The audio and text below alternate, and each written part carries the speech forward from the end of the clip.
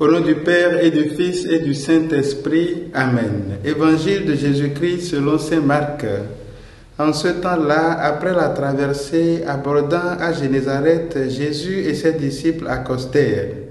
Ils sortirent de la barque et aussitôt les gens reconnurent Jésus. Ils parcoururent toute la région et se mirent à apporter les malades sur des brancards, là où l'on apprenait que Jésus se trouvait. Et dans tous les endroits où ils se rendaient, dans les villages, les villes et les campagnes, on déposait les infirmes sur les places. Ils le suppliaient de leur laisser toucher ne serait-ce que la frange de son manteau, et tous ceux qui la touchèrent étaient sauvés. Acclamons la parole de Dieu, louange à toi Seigneur Jésus.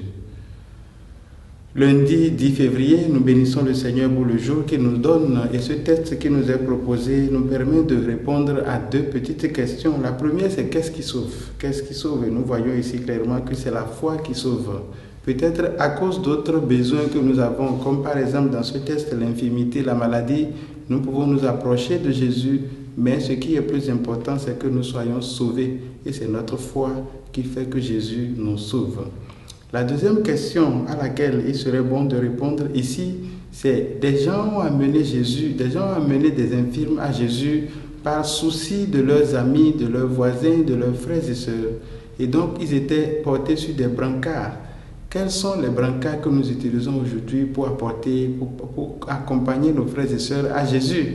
Est-ce que nous restons les bras croisés en attendant que Jésus vienne à nous? Je pense que ceci doit nous interpeller pour que nous sachions. Moi, je suis une épouse ou un époux, je suis un ami, un frère.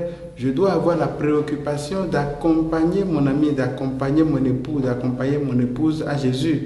Je dois prendre les brancards actuels qui peuvent être la proclamation de la parole de Dieu, mon comportement, ma façon de faire, de manière à ce que Jésus prenne place dans la vie de mon frère, de ma soeur, de mon époux, de mon épouse, pour pouvoir le sauver. Peut-être en commençant par le guérir, mais ensuite pour pouvoir justement le sauver.